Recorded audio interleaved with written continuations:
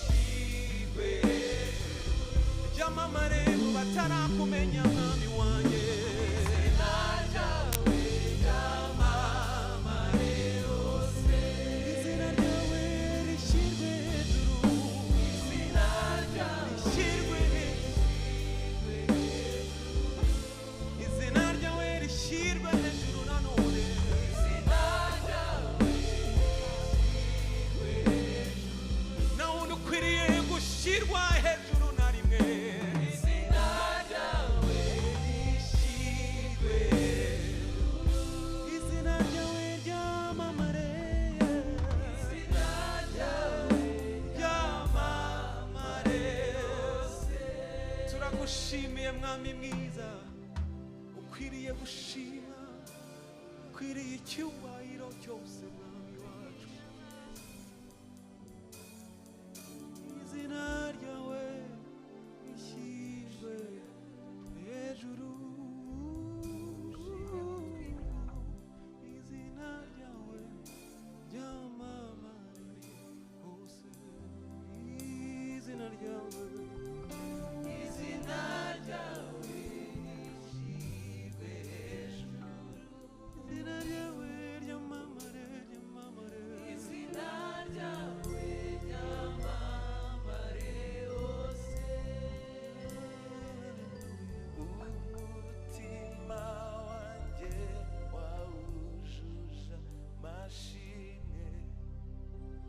akanwa kanjye nakukuza indirimbo aho byari bigoye waratabaye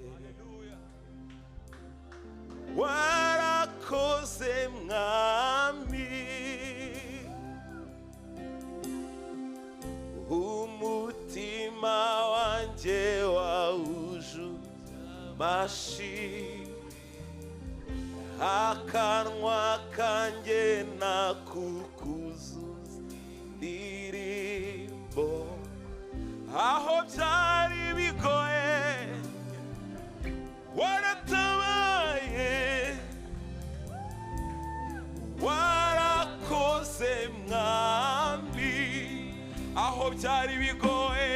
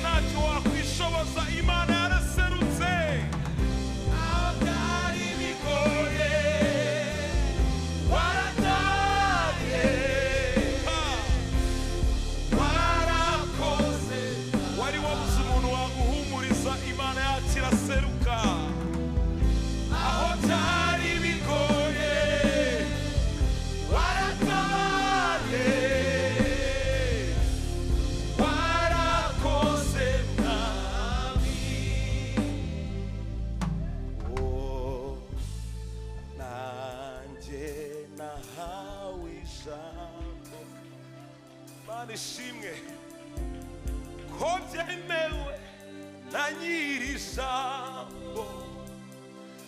Umva icyo turusha abandi, nanjye nahawe ijambo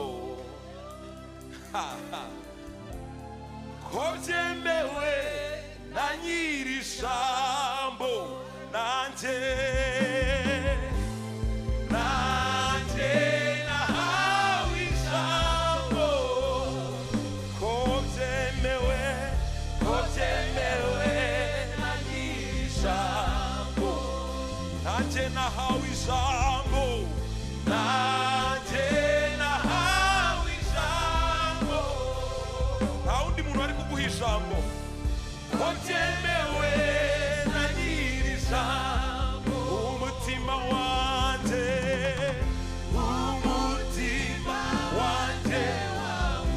zamura isengesho ry'amasegonda 30 ushimira Imana.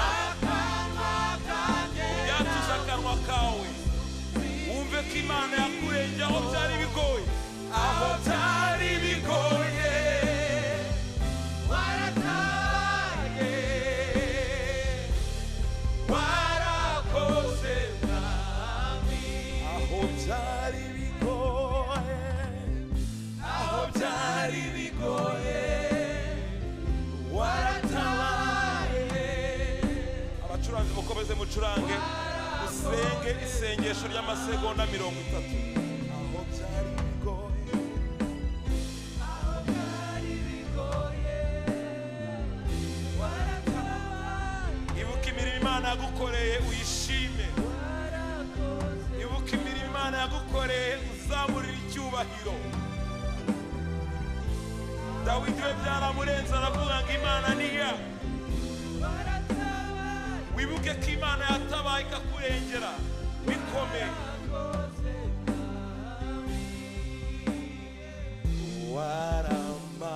Waramamaye mwami waba isi yose ikuramye, urakwiye. Waramamaye mwami waba isi yose ikuramye, urakwiye. Waramamaye, waramamaye mwami waba isi yose. Zamura Imana icyubahiro, tugende gutya twese tuyishime. Waramamaye, waramamaye waba isi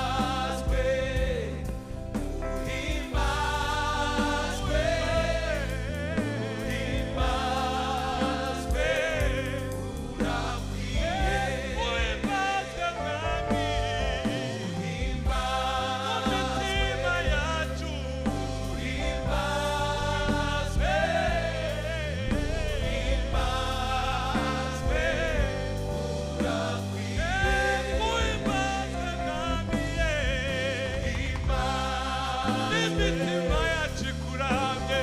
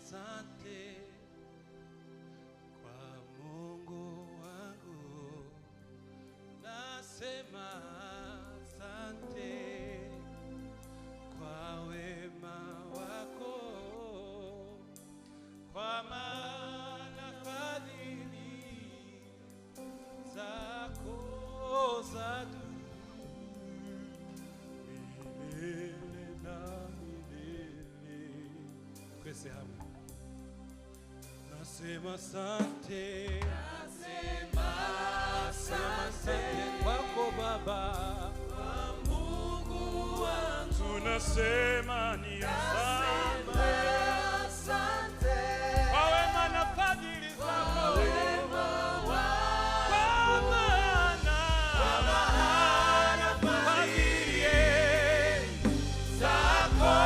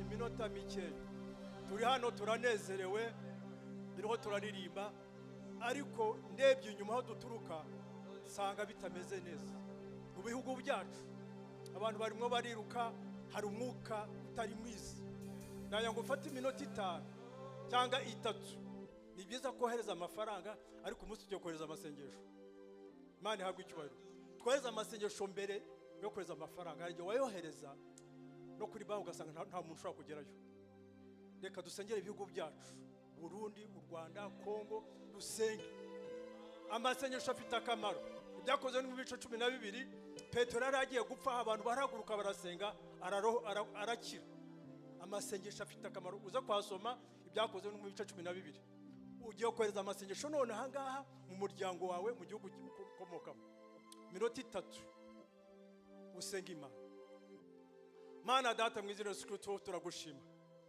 waravuze ngo abantu bawe nibicisha kufi bagasenga nawe bajuru ubakiriza igihugu turagushima turakwereka Mana ikomeye kwavuye hariya turi hano ariko twumvise inkuru zaho kuko Nehemiya ngo yari ibwami ngo yumva abaza amakuru i Yerusalemu ngo baravuga ati harasenyutse harahiye habaye amatongo abasigaye ari imbohe nta munezero uhari ndetse ngo mu bitoro bya sogokuru ngo abantu binjiremo uko bashaka none turasengera Burundi turasengera u Rwanda turasengera Kongo turasengera Kenya turasengera Uganda aho dukomoka mwuka Imana wongera datubuja umanukira datuhabira abantu imiryango yacu turayisenyera Imana ikomeye barindishe datubuja turabarisha amaraso y'umwana intama mwuka w'Imana data Imana ikomeye niba itoro ryarasenze Herode ashaka kwica Petero agasenga ukaheza marayika akaza akamufungura akamukura muri gereza akamukura mu nyeroro mu izina rikomeye reka data Imana amaraso amenetse muri aho barahagije reka data mwuka w'Imana kubwo kudufasha kutugereza kandi imiryango yacu ikomeze kubifasha kandi abantu datubuja bakugarukira imitima yabo iyo byose datubuja imitima yacu ugarukire urakoze mwuka w'Imana kumva gusenga kwacu izina ryose twizeye amen amen Imana ihabwe icyubahiro turabashuje mu izina ry'Yesu mumeze neza umwegeranye high five uburyo ni bumoso urabizi Imana ishimwe cyane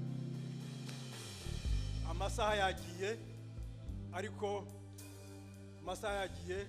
ariko turagiye kandi turanezerewe urusengero rwacu rwitwa ngwiki urusengero rwacu rwitwa ngwiki nzajya mbatungura Revival Access Church dutangira service ya kabiri ni saa 9:45 iya mbere saa 8 umuntu ashobora kuzizamo zombi yego nta kibazo okay Imana ishimwe cyane bagira ngo urumve ko ubutaha nzaza njye mbatungura nawe Imana ishimwe twumve ko byabagiyemo Imana ishimwe reka turebe abasangwa kwikomera amashyi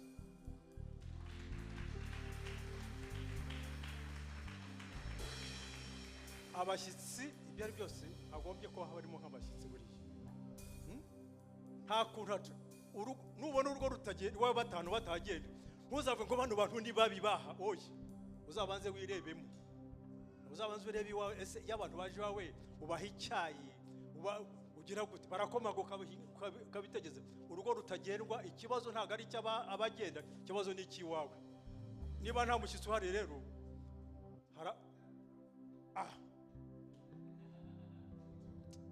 icyongereza turakizi hari ikibazo how are you my friend what's your name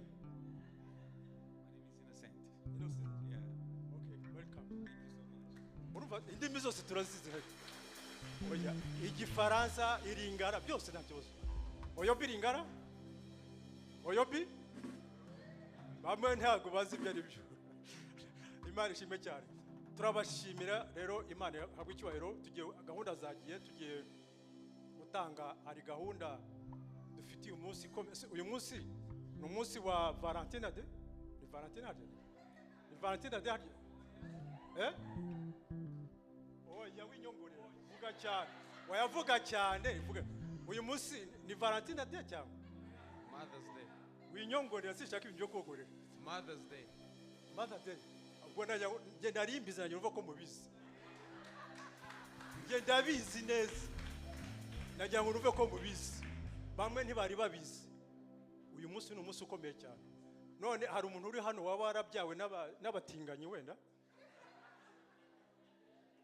ngo tumwakire muri udasanzwe ntawe nuvuga ngo abari ibinyoma twese twabyawe n'abamama komera abashya abamama twese twabyawe n'abamama ntabwo biriya bintu by'abatinganyi ni ibintu by'ibinyoma ugiye kureba neza wasanga ntabwo uhita ubona ko ikinyoma bose bavutse gute ureba satani ibintu abazanaga akabeshyabeshya abantu bakabyemera Imana ishimwe ariko abamama uretse mu kanya turaza kuganira nabo tugiye gutanga kugira ngo gahunda zive mu nzira dutanga ufite kashi ufite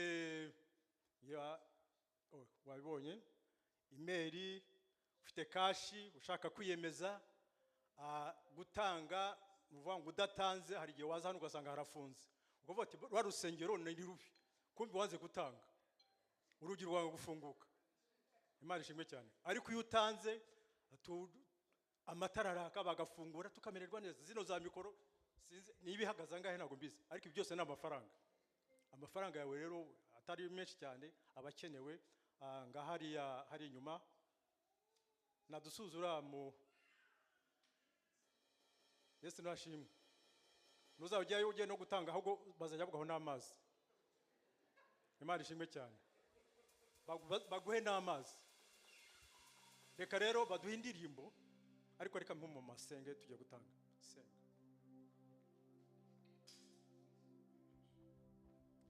Witeka Mana yacu duciye bugufi kugira ngo ushyirwe hejuru, turagushimiye mwami. Ibyo dutunze byose ni ibyawe ndetse natwe ubwacu turabawe. Niyo mpamvu mwami dushima kugira ngo dusengera buri muntu wese wagize icyo azana mu nzu yawe kugira ngo umuhe umugisha. Mwami, reka abana bawe bagirwe umugisha kugira ngo ntihakagire uza muri iyi nzu yawe imbokoboko, kuko cyane cyane ko hari byinshi bukenewe. Kandi mwami turifuza ko muri uru rusengero hatazabamo inzara mu izina rya Yesu Kristo. Reka ukoreshe abo waremye n'ibyo wabahaye mwami kugira ngo izina ryawe ryamamare hose mu izina rya Yesu. Amen. Amen, amen. Baduhe indirimbo hanyuma turakomeza gahunda zindi.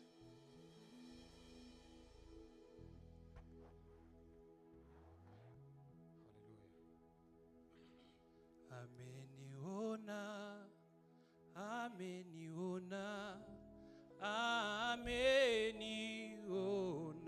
ameniona.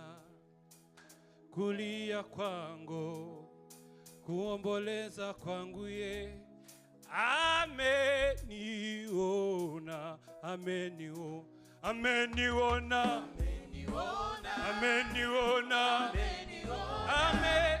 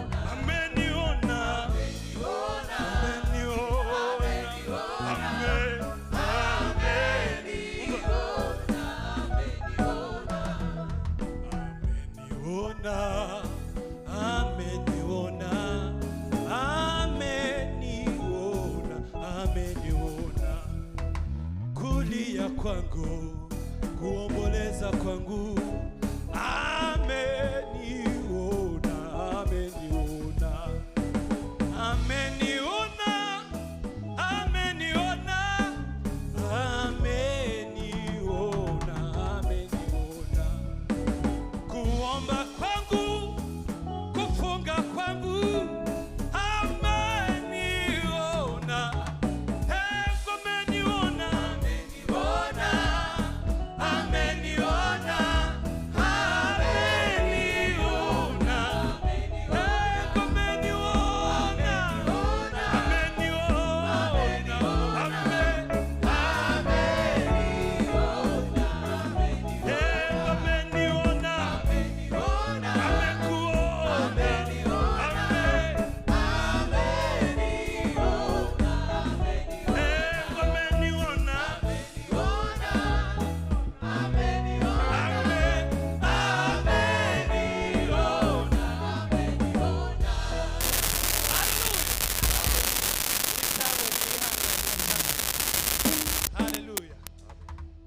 tangazo bibagiwe kuwa gatandatu ari concert ya Ben na Chance hano.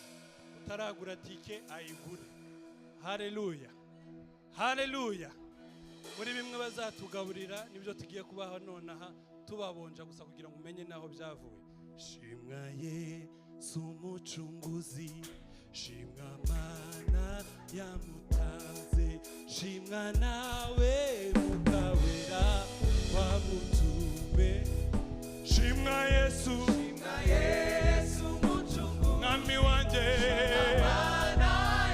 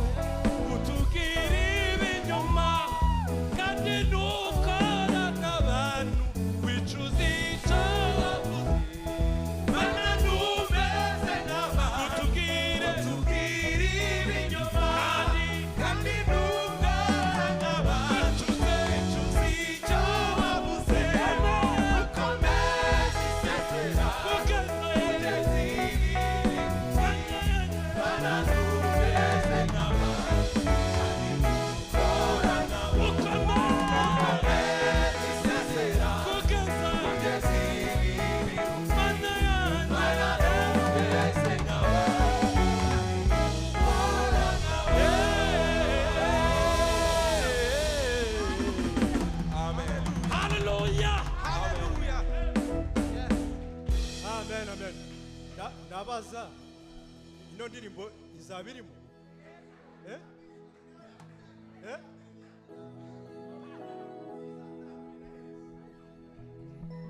noneho rero nzaza oya nubwo yabijana nta kundi niba irimo nzaza ya ni hano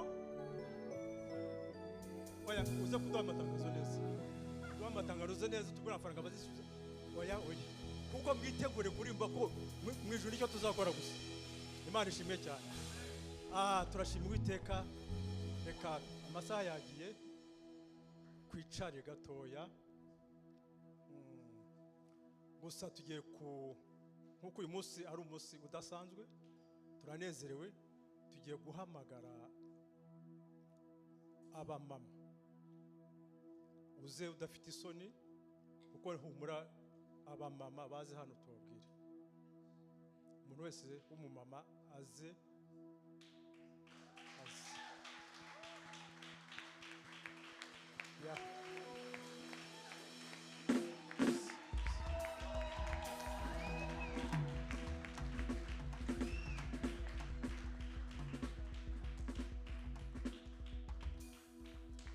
nimujye kure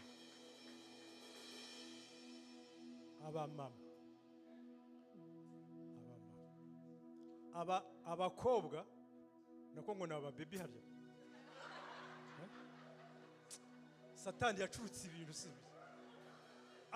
ababebi umubebe arongorwa gute abakobwa Satani afashira abakobwa arata murebereho mujye mugisha abana bantu inama ababebi bo baracyakura baracyabahetse no kwihangana Imana ishimwe cyane bano bantu bafite akamaro gakomeye ku isi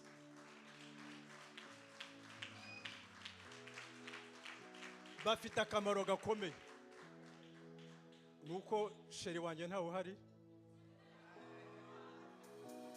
murasetse rero ubwo mwashaka mvuye ngo mukecuru urumva hari ahantu nabikopeye hari ahantu nabikopeye nyine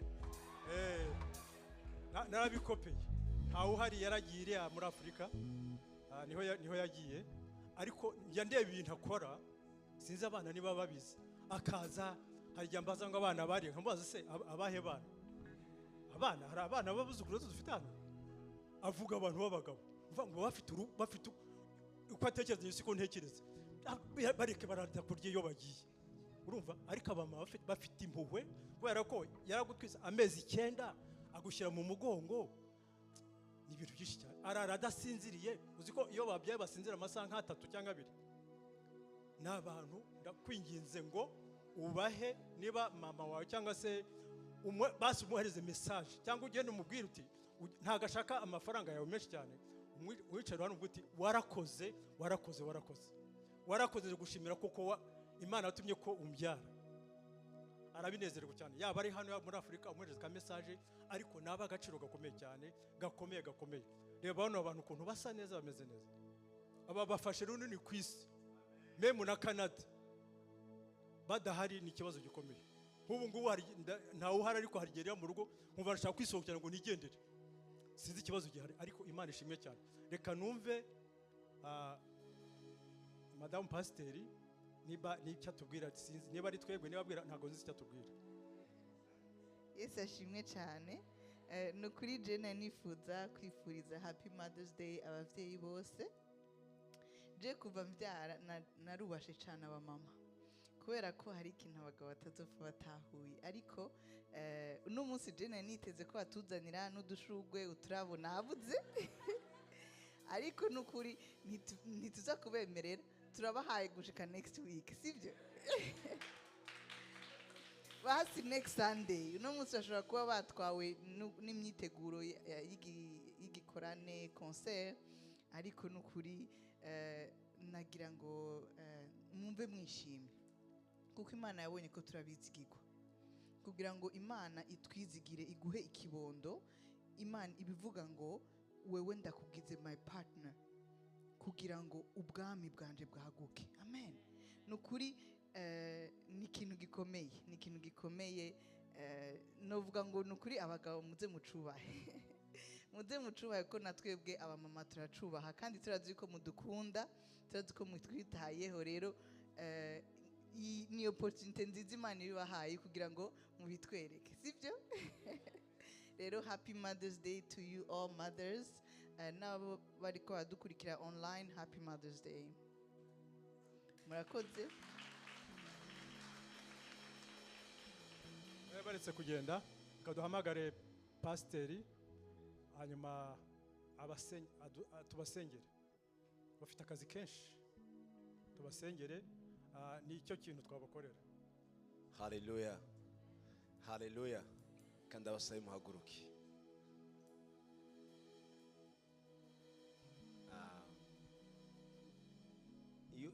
Ahantu hose hari umumama ni ikimenyetso mu buryo bw'umwuka c'ubugingo, ikintu gitanga ubugingo.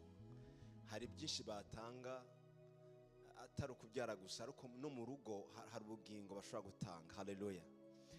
Tubasengere kugira ngo Imana ikomeze kubakoresha muri iyo dimensions yo gutanga ubugingo aho bari hose, mu magambo bavuga, iyo basenga, mu kurera abana, mu kubana n'abantu baba abantu batanga ubugingo. Haleluya haleluya haleluya.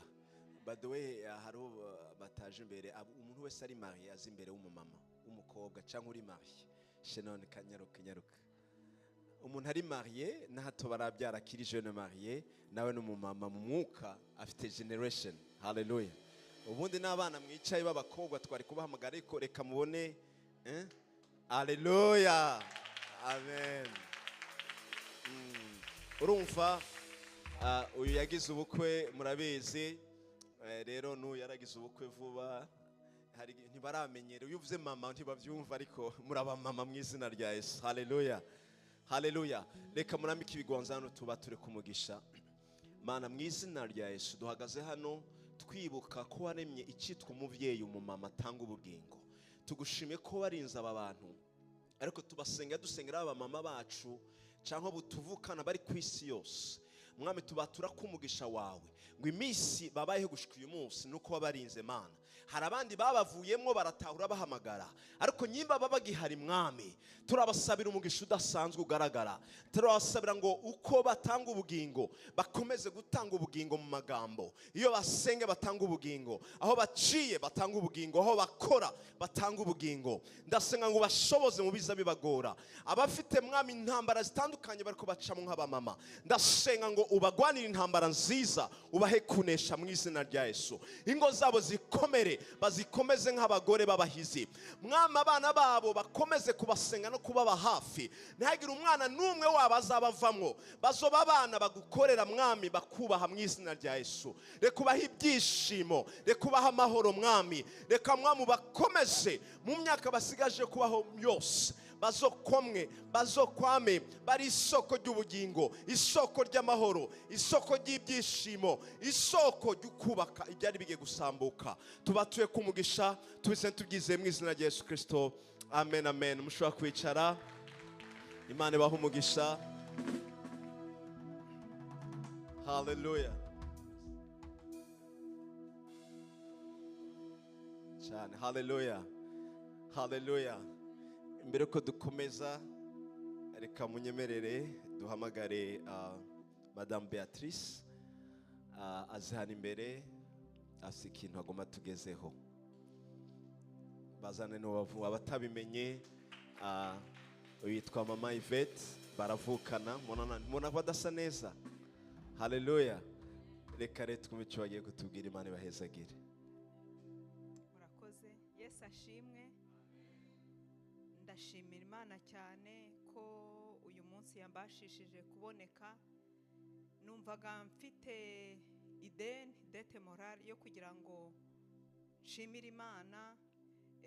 Narayishimye mu rugo ariko ni nabyiza no kubyatuza n'akanwa kanjye kugira ngo Imana ibyumve n'abantu bayo babyumve. Amen. Ndashima Imana cyane mu byago twagize ko Imana yambashishije kandi ibakoresheje mwebwe uko mwicaye hano, abari hano n'abandi batabonetse kubera impamvu. ndabashimira cyane ngewe n'umuryango wanjye. Ntabwo ibyo nabonye ntabwo ari byo natekerezaga, mwakoze kurushaho.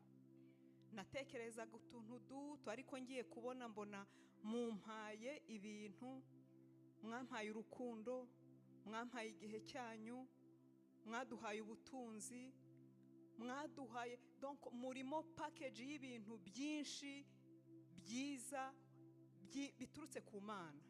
Imana yarabakoresheje mu buryo budasanzwe. Numvaga uyu munsi nari ngutegereje kugira ngo mbabwire mbivanye ku mutima ngo nta rindi jambo nabona usibye kubabwira ngo mwarakoze. Yesu abaha umugisha, muraba agaciro. Imana yarabakoresheje, wenda mwebwe ntabwo mwabyumva, ariko njye nabyumvishe cyane cyane n'umuryango wanjye. Mwarakoze cyane, Imana ibaha umugisha. Natwe aho muzadukenera, nubwo ntakora nk'ibyanyu, ariko nzagerageza, Imana izanshoboze. Mwambitsemo ideni rikomeye ku buryo nuko byose Yesu yabirangije igorogota, ariko sinzi ko nari kuzarirangiza, ariko hamwe na Yesu nzi ko bizagenda neza. Imana ibampera umugisha. Yesu ashimwe. Nanjye ndanezerewe cyane kugera hano, ariko icyanshimishe cyane ni uko n'umuntu wayoboye gahunda atambaze nk'umushyitsi. Ngishika hano, nkigera hano, niyumvishe ko ndi umwe muri mwe. Nashimye cyane rero kuko n'umuyobozi wa gahunda atavuze ngo mpaguruke. Numvaga ntabishaka kumva ko ndi umushyitsi. Ndumva ndi mu rugo, ndumva nshimishijwe no gushumbwa nawe, ndumva nezerewe. Ndashima Imana kubw'ijambo ryayo. Ngira ngo ntabwo ndagera neza gusoma ku rwego ruri hejuru, ariko hari ijambo ry'Imana rivuga ngo nimuca mu mazi ntizabatembana, nimuca no muri muriro ntago muzashya. Nta hantu nigeze mbona handikwa ko mutazabinyuramo. Nta hantu nigeze numva bavuga ngo ntimuzaca mu mazi. Ntago hantu nigeze nsoma havuga ngo ntago muzaca mu muriro, ariko haravuga ngo ibyo byose muzabicamo, ariko ndi kumwe namwe, ntacyo bizabatwara. Ndashima Imana rero ko muri ibi byumweru bibiri tumaze mu marira, mu gahinda yo kubura uwacu, ntabwo byadutembanye, ntabwo twahiye. Ndashima Imana yakoresheje umushumba pastor. Mu gihe muri dictionnaire nta rindi jambo riraboneka, utwemerere tuvuge ngo warakoze wowe n'umuryango wacu. Mama pasteur, ntabwo twabona icyo tuvuga, ariko mwumve ngo turanezerewe ku mwanya mwarakoze. Imana baha umugisha, kandi mu minsi mike muzambona.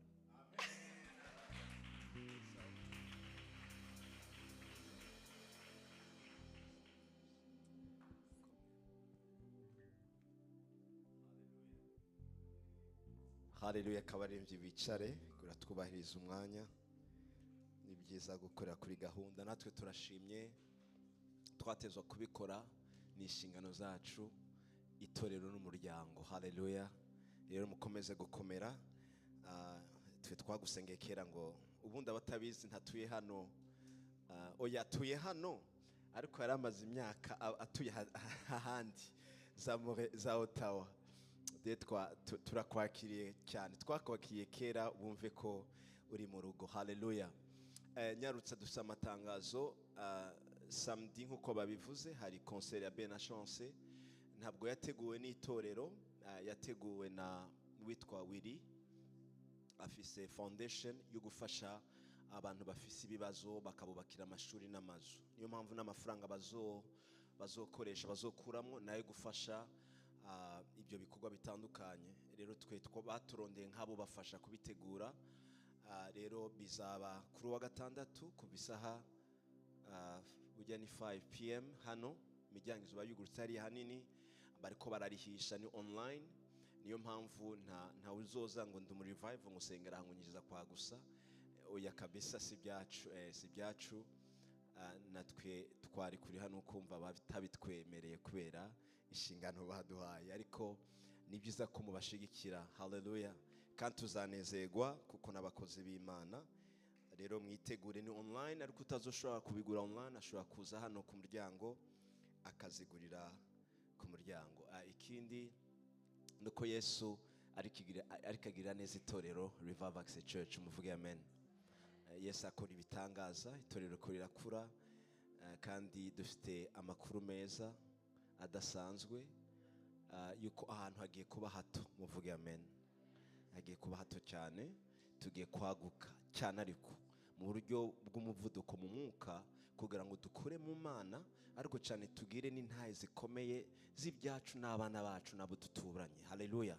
Ntabwo ugukomera ku kwitorero bigaragara cyane ngo ni bangahe basengera harya, nabahasengera aho bake n'ubuhe buzima batanga aho basohotse. Haleluya.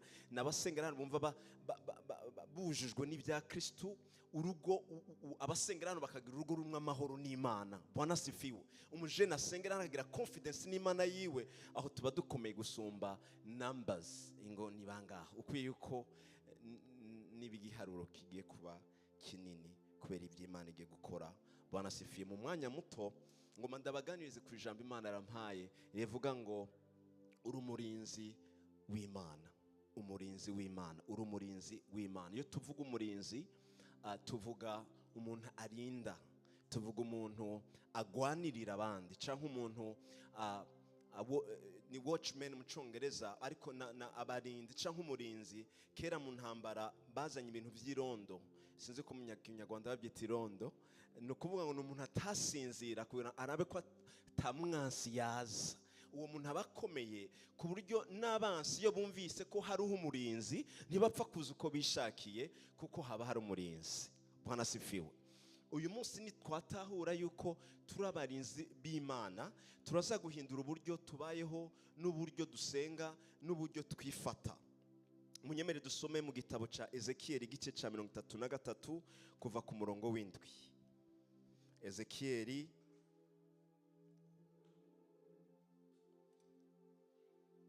igice cya 33 kuva ku murongo w'7. Havuga ngo nuko rero mwana w'umuntu, nagushiriyeho kuba umurinzi w'umuryango wa Isirayeli. Nuko numva ijambo riva mu kanwa kanje, ubanyihanangirize cyangwa ubagire inama cyangwa ubabe hafi. Muri ico gitabo nyene Ezekiel igice cya 37 turasoma kuva ku murongo wa mbere. Ezekiel igice cya 37 kuva ku murongo wa mbere. Haravuga ngo ukuboko k'Uwiteka kwangezeho, ansohora ndi mu mwuka, aramanura angeza mu kibaya cyari cyuzuyemwo amagufa, anzengurukana aho yayakijije hose. Yayakikije Kinyarwanda niyo ndiko ndasomeramwo.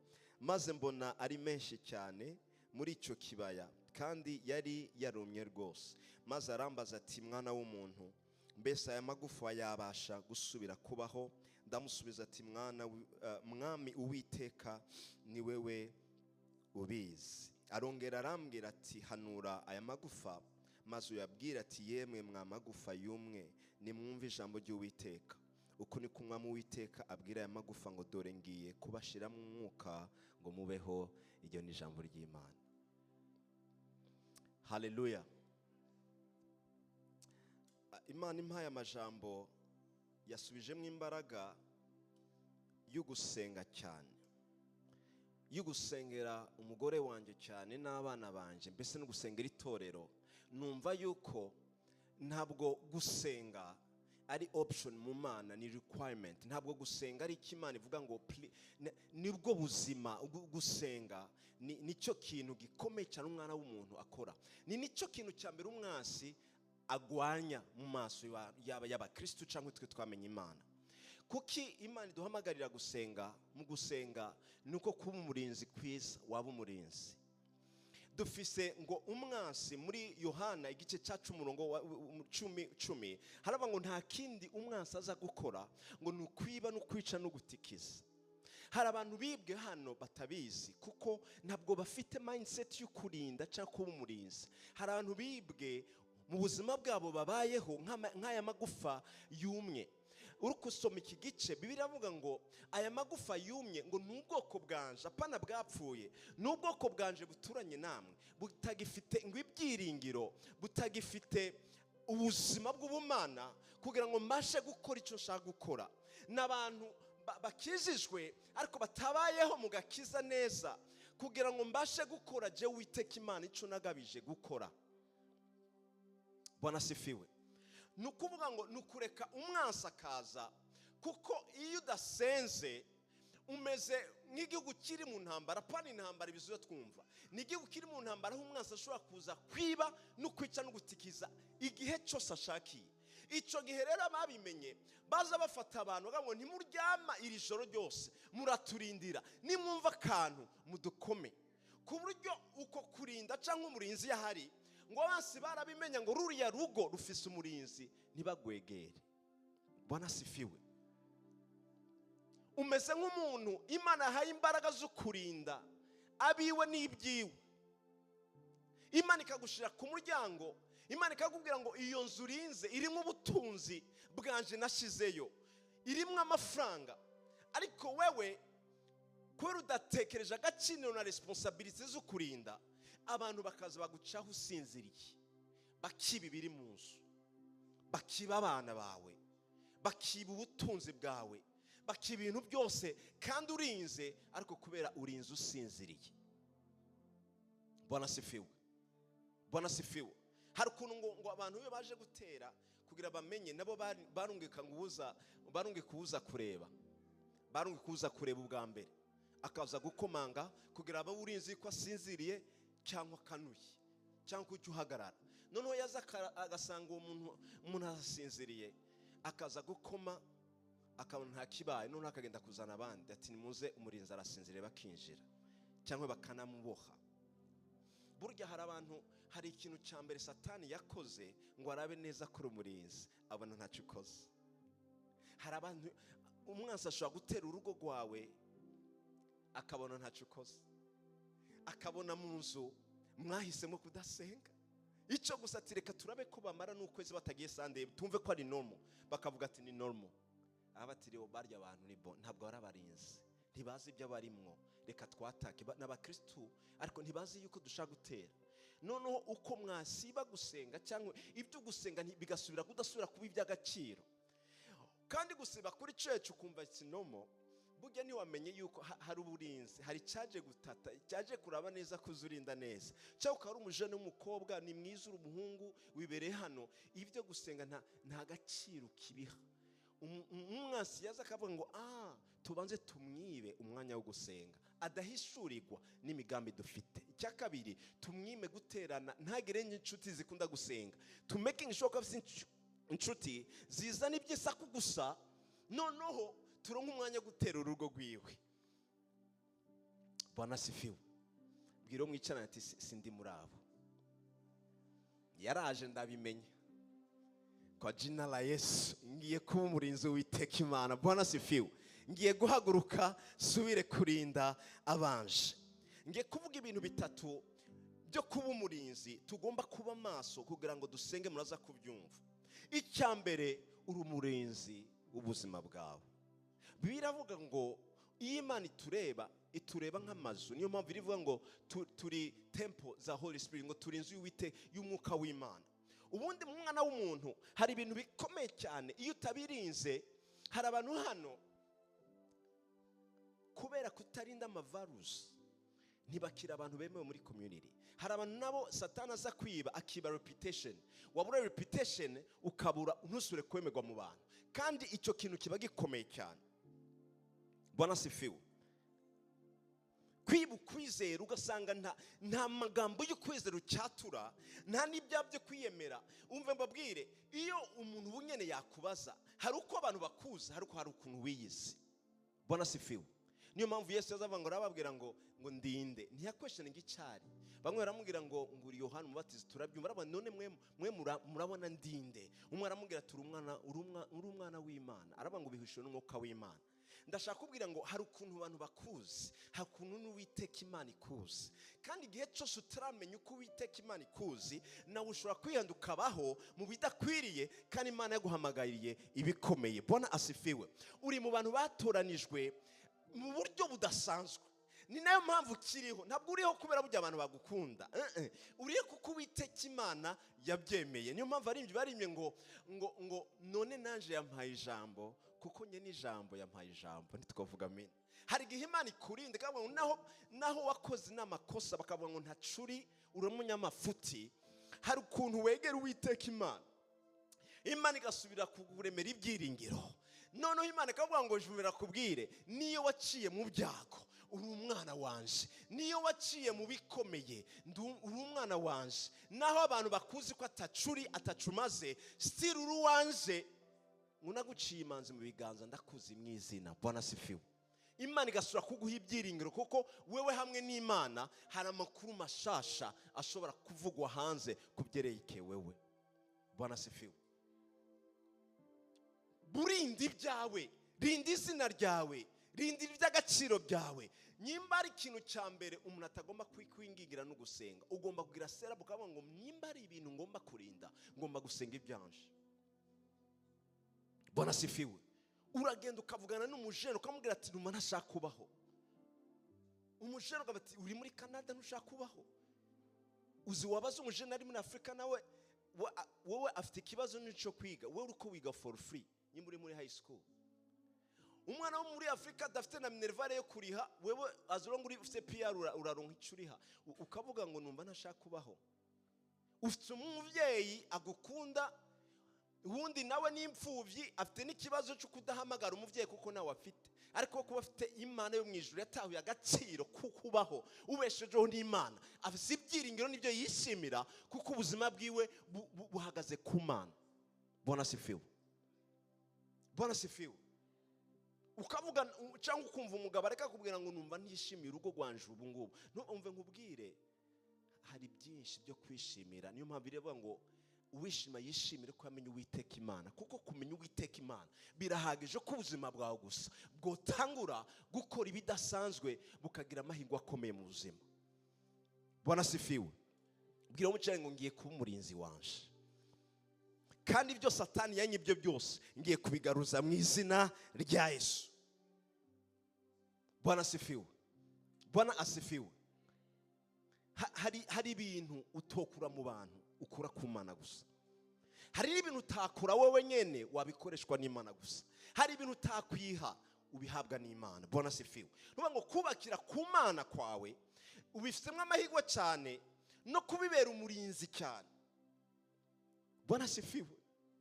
Nkuko Imana yahumuye, Bibiliya iravuga ngo Ezekiya yari mu mubiri, ngo ariko Imana imukura mu mubiri imwereka mu mwuka. Ndasenga ngo Imana igushire mu mwuka utangure kubona ibyabaye amagufa bigiye kuba buzima. Nuvuga ngo hari ibintu byari amagufa atashobora kubona atagiye mu mwuka. Kuba mu mwuka no kuvuga ngo hari ibintu atashobora kubona iyo ataba umurinzi. No kuvuga ngo umurinzi n'ubusenga Imana ikamwereka ibyihishije atabonesha amaso. Bwana sifiwe. Bwana sifiwe. Nigeze kugira wiki iri busy cyane, nkasenga kandi ni busy, nkuma ndasenga ntibicemo. Hari gusenga ugasanga usiga usengera mu mubiri ntukiri mu mwemu, ibintu uko ukumva biriko biragenda. Ntangura kumva abana ngo bagwariye rimwe bose. Ntangura kumva ngo mu rugo i Burundi baragwaye. None kubera ndi mu mubiri kandi ndi umushumba, sisenga Imana isobanura ko turi mu gitera. Burya hari ibintu biba mwe mukibaza ngo nibisanzwe, kumbe muri under attack.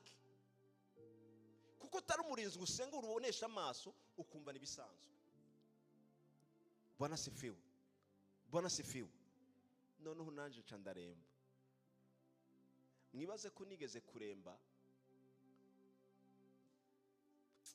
Umve ngo iyo utari kurasenga uragendegwa nayo magambo abantu b'Imana. Uze ko naremvye ntangura kwibaza ati mbe burya napfa abana bagenda gute n'umugore. Itorera ati baba karimbaza cababwiriza nabaje ne bakomeza umurimo w'Imana. Ntarawa ku Mana ese kumengo bose urumva ibyo bitekerezo y'umuntu atari kararinda neza, umwasa atangura kugutera akakuganiriza ati burya uzava mwiki kugiye gushira kupfuye nabi. Ariko ngira sinzaho kwizera kwavuye. Naragize ukwizera ndi mu gitanda please. uko kwizera kumpa imbaraga zo guhaguruka ntangura kuba umurinzi. Ndavuga atoya natewe sinabimenye. Ndavuga ngo mu izina rya Yesu kuva uyu munsi iyi ndwara ndayanse. Ndasenga numva umubiri wari utanga guta imbaraga, numva nujujwe imbaraga zivuye hehe ku Mana. Niya magufa yari numye, niya magufa yari yumye, gusa hamagaye umwuka mu magufa. Ndasenga ngo hamagara umwuka muri izo ngorane mu izina rya Yesu. Ndasubira kugira ibyiringiro, ntumva ngize umunezero ntari kugira. Ndavuga ngo mu izina rya Yesu, madama nyumva ntangwe gusengera mu rugo. Nirukana imyuka yose y'indwara yatera urugo rwaje. Hariho indwara isanzwe, hakaba n'imyuka iteza indwara. Mwari mubizi? Hariho ingeso uvuga ni habit isanzwe, hakaba na spirit itera habit mbi mu nzu. Niyo mpamvu bitawe kubona ikintu kiri anormal. Hari abagabo babaye abagabo babi kandi bari beza. Habaye habit, ntibamenya yuko izo habit ziri behind the scene. Hari kiri nyuma cy'umwuka gitera ibintu bimwe bimwe. Nuko ngo nibisanzwe, ntumenye yuko uko wugura umuryango niko bikomeje kuba byinshi. Niyo mpamvu utawe kubona ikintu kiri anormal kitara gihari, ugomba guhaguruka ati twatewe tugasenga mu izina rya Yesu. Ndasenga, ntangura ngusengera bi Burundi ati ndafata telefone mu izina rya Yesu turikora. Ndasenga mu ndwi imwe twumva bose bakize bamudanye ubuzima. Ndasenga ngo usubire ubu umurinzi, uhaguruke urabe ko ari ibintu utari kurabunesha amaso y'umwuka, wasengera ibintu bigahinduka mu izina rya Yesu. Bwana sifiwe, Bwana sifiwe. Imana ikugura amaso irabe ibintu byose biri mu buzima bwawe, kuko nyimba mu mwuka wawe utari kurasenga, ukaba urate mu bitekerezo bituma ukwizera kwawe kudakora. Hari ibintu umve, hari imisozi kugwaho no kwizera kwawe gusa. Niyo mpamvu Yesu yaraza ngo ukwizera kwawe kuragukijije, ukwizera kwawe wa muko kuragukijije. Bwana sifiwe.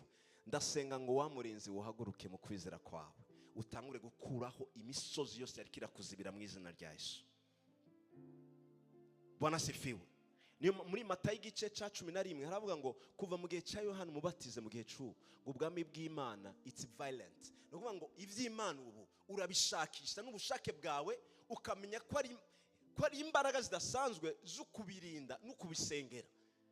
Ngo abo nibo babinyakurisha ubuhizi, ngo kubw'ubuhizi bwabo baranyakira iby'ubwami bakabizana mu isi. Baho ngo Mana maze igihe numva ata peace iri mu rugo rwanje, ndanyakura ubuhizi ndabuhamagare mu rugo rwanje. Mu bana banje mura bitagenda neza, ndahamagaza imbaraga z'Imana zitwika zigahindura abana banje.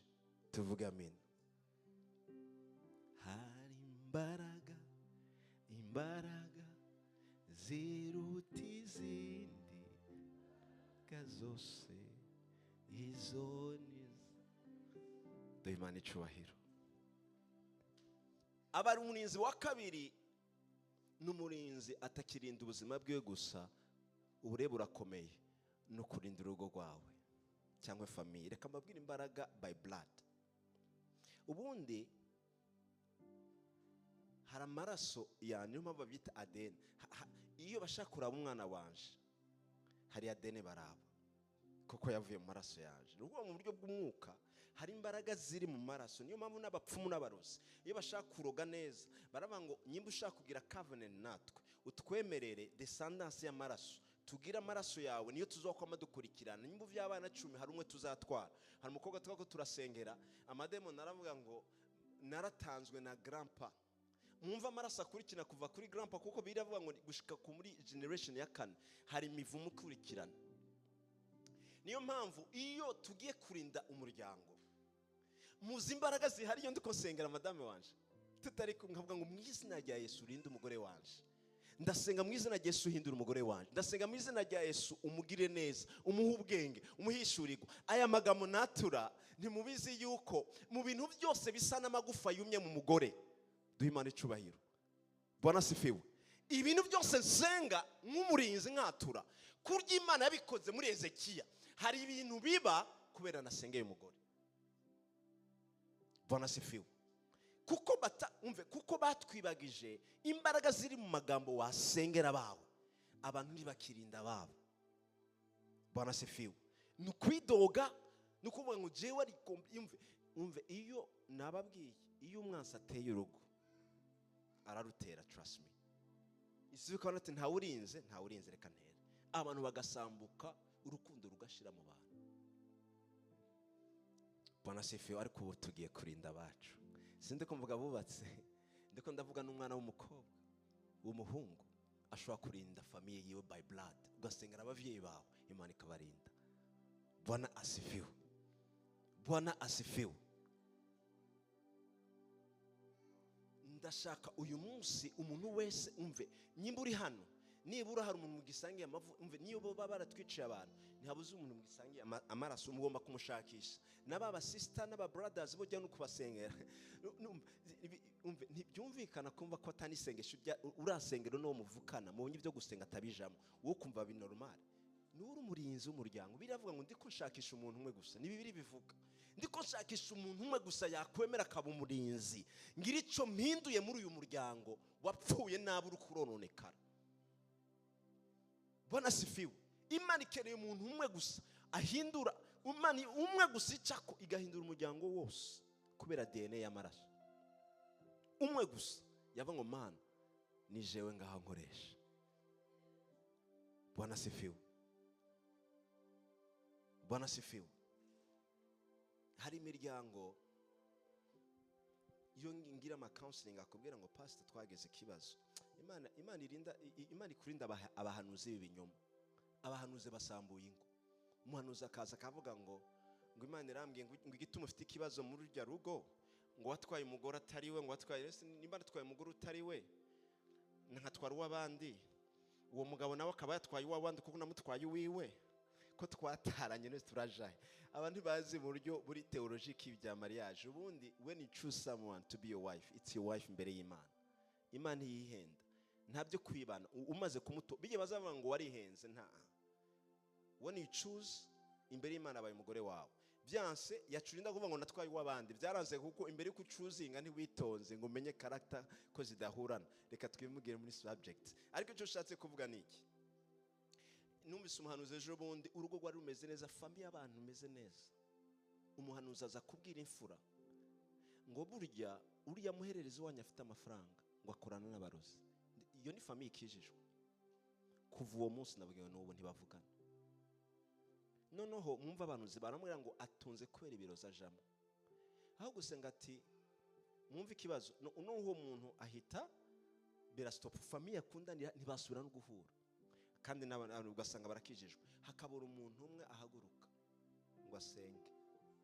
Noneho abantu bakaca bankana. Bumva hari igihe umwuka w'abavukana, Imana igufashe ntugendere mu bigumbagumba byo kuvukana. Hari ukuntu iyo muvukana aho mukunda, iyo abantu bavukana kubera umwasi yanka imbaraga z'ubumwe, iyo abantu bavugana bagize ikibazo, nibo bafite apana bahigo, bafise umuvumo y'ukwankana cyane gusumba abagenzi. Nukuvuga uwo muvukana iyo bishitse mu gashwana, mufise apana mahigo, mufise chance yo kwankana cyane gusuma nuko kwankana umugenzi ataco mupfana. Ku buryo abapfuye n'iby'amatongo ruguru bararugana bakicana pe. Ntimuramukanye turavukana uyu muntu mvi. Kubera iki? Hari umwuka nababwiye. Hari ibintu biba nk'iby'abantu ngo twagonganye, n'ibindi biba umwuka wa shitani ubirimwo. Kandi aho umwuka wa shitani urimo n'ugusambura no kwica no gutikiza gusa. Niyo mpamvu y'ibintu uyu mutaye kubona mu muryango atarukundo.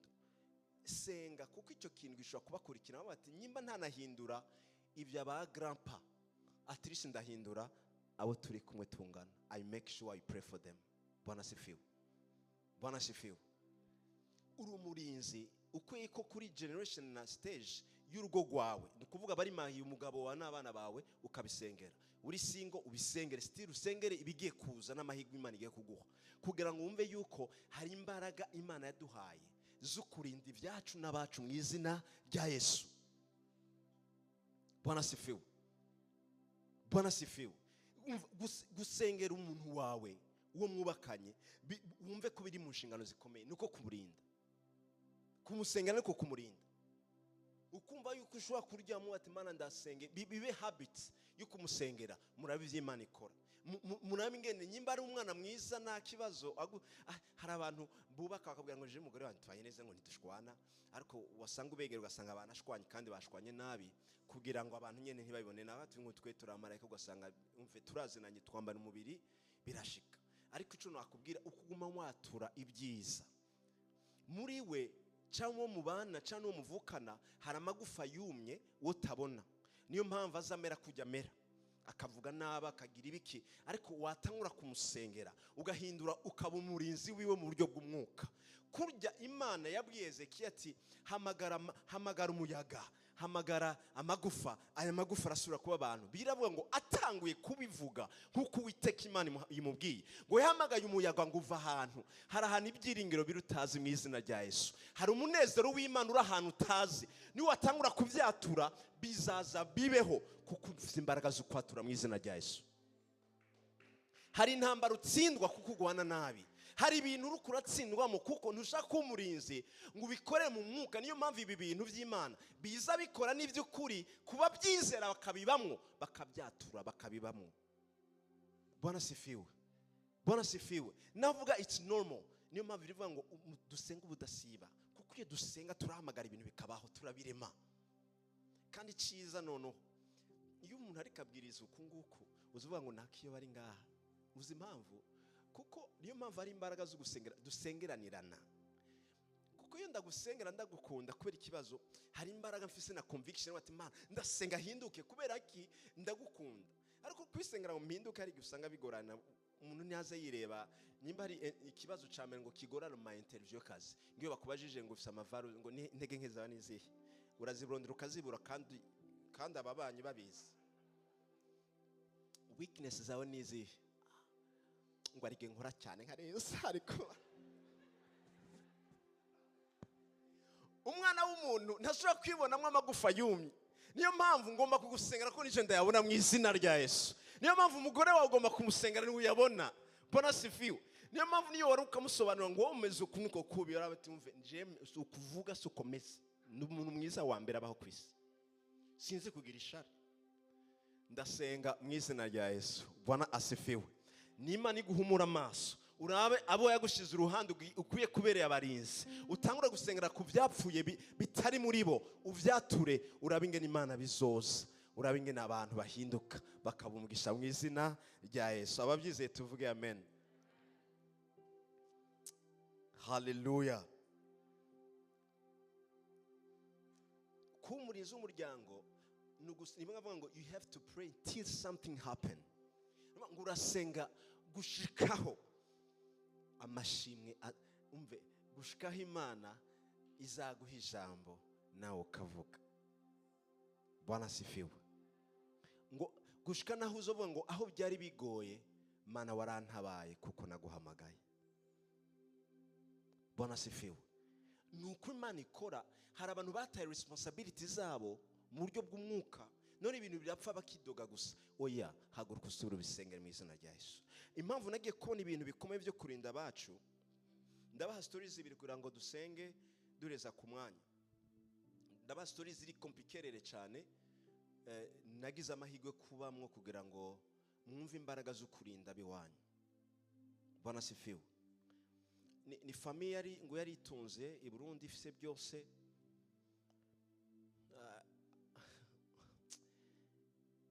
Abavyeyi iyo famille baturuka muri famille kandi kijije cyane. Noneho uwo mu famille nukuvuga ni nkuko no mva mu bavyeyi bakije nabo tuvukana bose n'abakristo. Noneho jewe iby'Imana nkatangura kubyihorera, kuba umurinzi nkabiheba. No Satani akanyataka, amaze kunyataka aba yatatse urugo rwanje, muravyumva umugore n'abana. Noneho muri urwo rugo habura umuntu umwe abumurinzi, batangura kubibazo mu rugo bikomeye cyane. Umugabo n'umugore batangura gushwana ibintu bitigeze bibaho. Umugabo atangura kuzana abandi bagore, noneho baragwana from no reason. Iyo umwasi yinjiye aramenya aho ukubita habi kabisa. Nimba yamukubise he, umugore abapfuye. Umugore apfuye baramufunga umugabo. Noneho abana ni uri umuryango utunze kubera kutarinda no kutaba umurinzi. Umve nta byiza umwansi atakwiba igihe umurinzi mubyumve neza.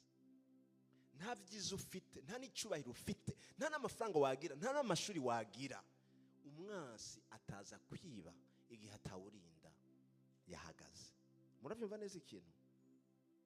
Kandi uwurinda ashobora kuba umwana cyangwa umumama cyangwa umugabo, ariko nta byiza, umve, nta byiza kuri isi watunga wewe hano muri iki gihugu. Niyo wagura amazu bakakwita ngo umugwiza atunga wa mbere abaho n'urugo, utarinze uri umukristo byawe wakwisanga muri aya mazu uri umukene, wa mukene wa mbere w'abandi.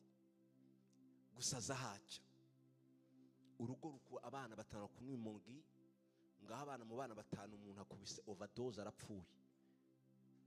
Noneho umukazeni yatahuye kuba umurinzi, yumva amakuru avuga ati abantu baratewe. Kazene murabyumva icyo bafana ni kure, ngo arasenga ngo Imana imwereka mu mwuka. Mumve neza, imwereka mu mwuka. Hezekiya ati umve, uriya muryango ugiye gushira wose nihataboneka umurinzi. Umwana akiri muto, imyaka 18 ngo atangura kugenda kubasura imisozi arasenga.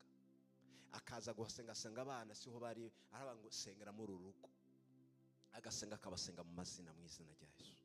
Angwa gisenga mu ndwi imwe, umwana aza ari kararira ati ngiye kwiyahura. Ngo ntiwiyahure, yamagufa yumye, ntiwiyahure kuko Imana iracagukunda kandi iragukeneye. Ngo uyu wa mbere arakijishwe, tuvuga amen. Noneho baronsa amablada abiri, batangura batahara tuma ku gicaniro turinda bacu, batangura gusenga, barasenga ati tugomba no gusenga kwa papa wawe, tugende tumusenge, tumusanga afungiwe, tumusengera akizwe. Baragenda basanga kubera gutangura gusenga, papa we yatanguye kwitega ati ndakeneye iyo Mana mu bitekerezo. Hari gusenga imbaraga z'Imana zigasura ubufunzwe mu izina rya Yesu. Bashikaho basanga papa afunzwe, arababwira ngo nta kindi umupapa w'umurundi murabuze gurafukamira abana biragoye. Umupapa arafuka maraba ngo nagoma ndabasaba ikigongo ngo kubera gusamara nishe urugo rwanje, ariko Imana yanyemerera nkagira amahigwe, ndazi ko Imana yahindura ibintu. Baramwatuza, babaye babiri bakijishwe kubera wa mukazeni. Nuko umupapa arizera nawe ava mu gasho kubera kwitwara neza. Umupapa acatangura gusenga, noneho acatangura kurinda nk'umugabo w'umurinzi, tuvuge amina. Ngo arasenga, babana bose bagarukiwe, baba bakristo, urugo rusubira gukomera. Kubera iki? Hari abarinzi bahagurutse gusenga mu izina rya Yesu. Umugabo agira n'ubukwe n'abadiakoni beza mu itorero Burundi. Agenda aravuga ngo hari imbaraga zo gusenga, hari imbaraga zisumba izindi mbaraga, hari imbaraga utanabona ziriko zica ibyawe, ugomba kumurinda ugasenga. Bwana sifiwe, Bwana sifiwe. Story ya kabiri n'umwana w'umukobwa nawe yasenga cyane. Mama we ngo yahuye n'undi mu mama, aramubwira ngo rero ko barabapfakaza, arabati mve wa mupfakazi we, tari ibintu nagiye muri Tanzania barangirira mbo mutunzi, nimuze mukunda ibyo abantu batunze mutazi ibyo bakuye. Bwana sifiwe. Uwo mu mama mutwara muri Tanzania ngo ibintu by'abapfumu baguha ngo ukagendana, ngo ibintu byose ukoze wacuruza bigakunda bigacamo. Ariko mwumva imbaraga zo gusenga. Uwo mama ngo agenda muri Tanzania, ngo barapfumura ibyo bapfumura, amara ati wa mu mama we usohoke wewe uri kuduteza ibibazo. Aravuga ngo kubera iki? Ngo hari umurinzi. Ngurava umurinzi uyowe ngo ufite umwana w'umukobwa n'ubunyene ariko arasenga, ugenda ubanza unasohoke kuko hari ibyo tutanakora. Kubera hari umwana yamasengera urugo rwiwe. No kuvuga ngo n'abapfumu, tuvuge amen, n'abapfumu ntiba hari ibyo batakora iyo umurinzi ariko arasenga. Bwana sifiwe. Barongo ntacyo twagukorera na kimwe. Uwo mu mama abanze ari muri Tanzania atelefona umukobwa we, aramubwira ati ndagusabye ibyo gusenga ubinkuremo ntabyo nshaka. Umwana amubwira ati mama ntije ko nano nsenga, ikibazo kiri hehe? Sinakubwiye uzusenge, ariko sinzapfa nduhutse mpagarike kugusengera. Nzagusengera ndakurinde, nzagusengera ndakugwanirire, makugarutse kuri Kristo. Urabingene Kristo azadutungisha mu izina rya Yesu. Bwana sifiwe. Ibintu biranga pe mu ryo gumwuka. Umumama z'ababa yashavuye cyane, ngo bagira accident. Umuduga mama we yarimo bose bagira accident kiretse mama we. Mama arabira baravuga ngo wa mwana wanje ngo arandinda tu, ashika i Burundi arafukama arakizwa, bakorera Imana uko. Reka mbabwire, ndagusabye uhaguruka urinda abawe, ndagusabye wumve imbaraga ziri mu gusenga, aho ushobora gusengera n'abana muvukana aho bari hose mu izina rya Yesu. Bwana sifiwe. Ibyo umwansi akora, iby'amagufa yumye bigiye kuba bizima mu izina rya Yesu. Haleluya. Reka dusubire tureme ibyiringiro, dusubire dusengera abacu basubire gukomera. Murabe ingene Imana yigaruza ko abayo bose, maze tubone ijuru kandi turibemo tukiri mu isi mu izina rya Yesu Kristo. Ndangiza n'abarindi b'itorero baza kurindira itorero. Bwana sifiwe. Burya twaje hano, twaje mu itorero. Bwana sifiwe. N'abantu basengera itorero bavuga ngo Mana, aho amatorero hose ari uyarinde. Mana, ndasengera abashumba. Ni bande baza bibuka kunsengera? Imana ibaha umugisha we.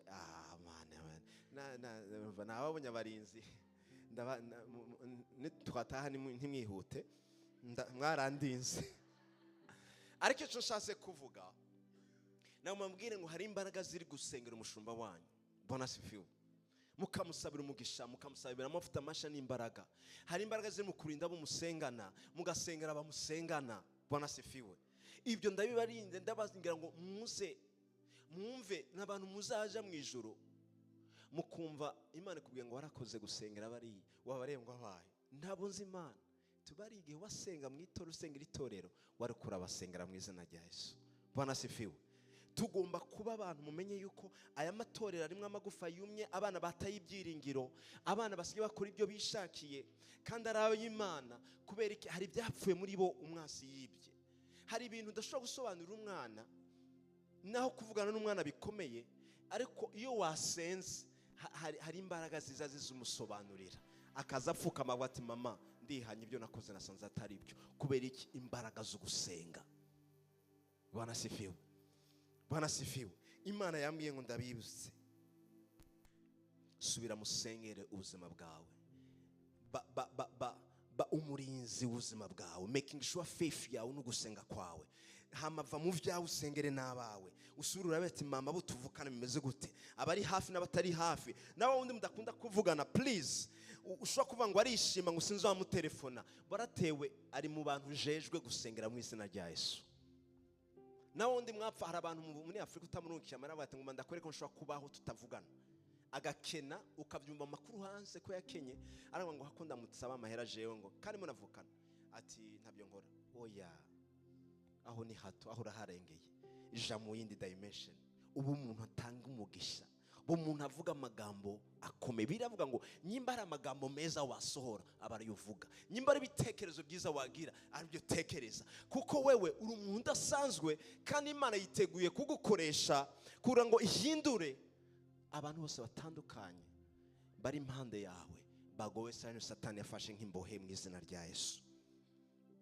Ndumva tugiye kubwira amagufa yumye muri mwebwe asubire abaho. Haleluya. Tugiye kwatura ngo usubire kugira ibyishimo by'agakiza kawe.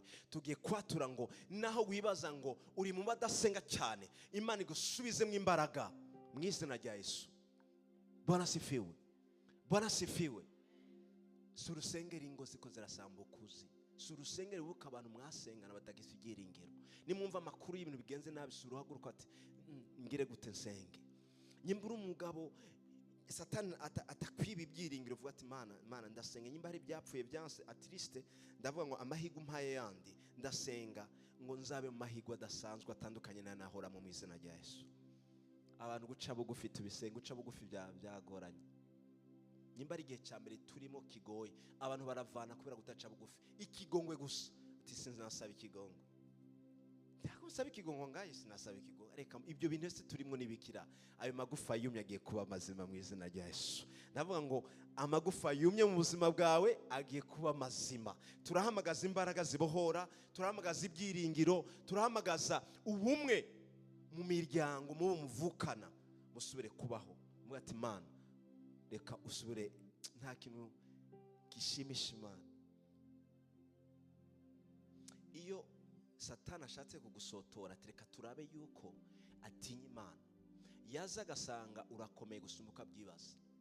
Umuntu yagutuka akaraba kugiye kumusubiza, nk'abandi baramututse ngo batutse umushumba umwe bamutuka nabi ngo wambwawe umushumba umwe amagufa yumye ahitara ngo jewe ambura ikoti ngo mbanga kwere ngo jewe ndimbwa batangura kugwana noneho basanga by'ukuri ntiyihenze kuko yaciye abikora kujya nyine batuka uwundi yahuye na Kristo baramubara ngo wambwawe arakomeza aseka baramwatse se ngo ugize nibiki aramwati turumva yavuze ngo wambwawe kandi ntari imbwa urumva yihenze sinabimuhora kandi yihenze murumva amahoro y'abahuye na Kristo tuvuga amina umva nta no kubamara ati ese ndamuhore ko yihenze ni kumpamagara nka Gaston Di George tindakomeje nta kibazo ibyo bintu twabidiringa kandi iyo umuntu yagugize uko ntumusubize Satana mubabaza gusumba bimutera ikibazo mureke kuza turishura abantu icyo tutari ndi tukiri umuntu yihenda akakubwira icyo utari umwihorere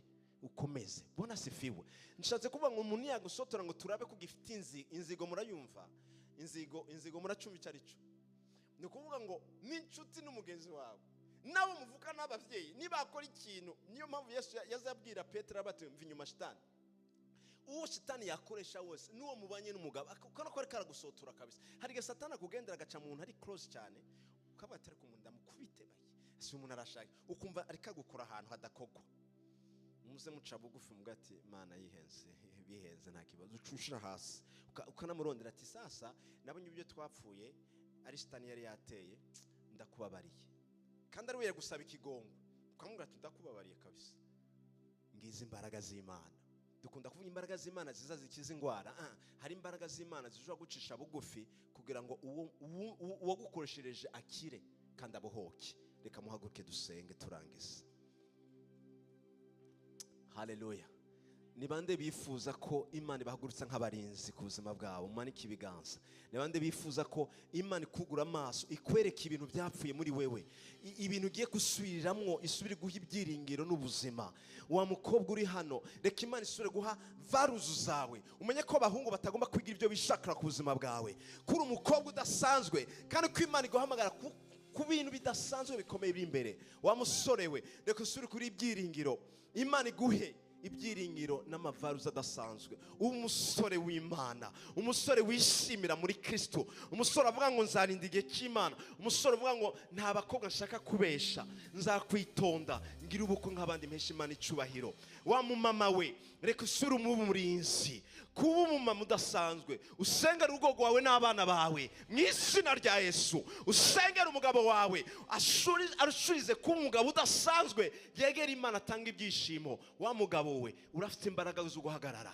ugasengera umugore wawe n'abana bawe twese turabarinzi kandi n'iki Imana igumikubwira Imana igiye kukubereka abantu ndumva umwuka w'Imana umbwira ngo abantu bagiye gusenga ngo Imana igiye kubereka ahantu ibintu byapfiriye Imana igiye kubereka aho umwanzi yaje aratera abiba ibyo atari kwiba mu izina rya Yesu ndabona Imana isubiza hamwe urugo rudasanzwe Imana ibasubizamo ibyishimo ndabona Imana isubizamo abantu badasanzwe ndabona Imana irema ibyishimo ikabaremera iyindi hope n'iyindi chance y'ibyanyu bishasha iby'amaso atarareba Imana igiye kubiha abarinzi nyimbo byize bivuge amina ngo iby'amatwi y'abatarumva Imana igiye kubiha wewe umurinzi Imana iguha amakuru adasanzwe mu izina rya Yesu Kristo reka tumanike ibiganza dusenga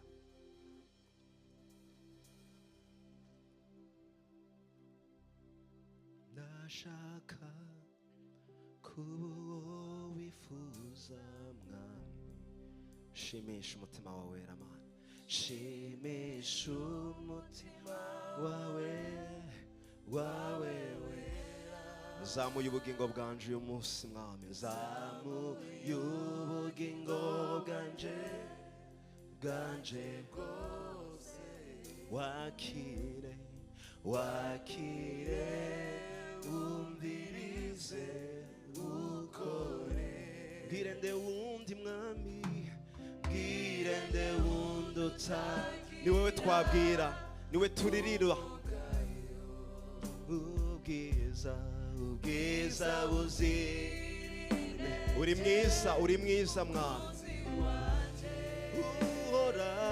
uhora wuzuye ubuntu kugira tega ibiganza ngufumbatishe amashimwe bwira icyo ushaka ririmba nk'isengesho ryawe uyu munsi imbaraga neshe ibihe ekalosharabakatalandelebo shekete ndakwifuza ibisengesho ryacu haleluya mbwira ibyo ushaka hari ikimana ikugomba k'uyu munsi haguruka umurinzi mu buzima bwawe umurinzi sengera bawe ekalosha kapatalandelebosha ndakwifuza n'amajwi yacu mbwira ibyo ushaka niryo sengesho ryacu uyu mwami turashaka kuba abarinzi duha imbaraga tuba abarinzi mwami turakwifuza mu gihe k'iki kigoye mwami mu bihe nk'ibi mwami reka dusenge twese tuti mwami Yesu uyu munsi numvise ijambo reka ushoboze kurinda ibyo wampaye nyugurura amaso y'umwuka ndebe ibyo ntagifite ibyiringiro ntagifite ibyiza ntagifite usubire ubimpe ndatura ndahanura ngo usubiremo ibyiringiro bisha byo kumva ko nzawe ubudasanzwe mu izina rya Yesu ndahamagaza ibyishimo ndahamagaza umunezero wo gusubira guhagarara kuko ndi uwawe ndi udasanzwe ndi umutwe kandi ugonkoresha ibikomeye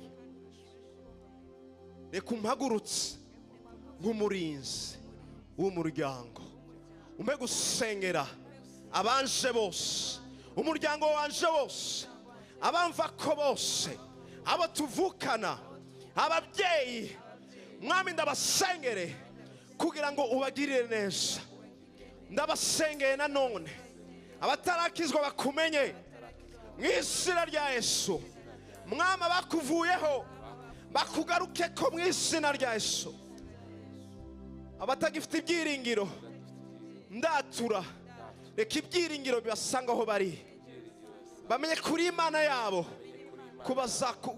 kuzabakora ibikomeye mu izina rya Yesu ibyo umwasi yategura ku buzima bwanje ku muryango wanje ndabisambuye mu izina rya Yesu mu izina rya Yesu mu izina rya Yesu reka ibyapfuye usubire ubireme mu izina rya Yesu ureme ubumwe mu muryango urukundo mu muryango mu izina rya Yesu mu izina rya Yesu ibyiza byawe binkurikirane aho nja hose intahe nziza inkurikirane aho nja hose uyu munsi kubwo ndi umurinzi ndavuze ngo iby'amaso yanje atarareba ngiye kubibona mu izina rya Yesu ngiye kubicakira mu izina rya Yesu iby'amatwi yanje atigeze yumva ngiye kumva intahe nshasha ngiye kumva intahe nshasha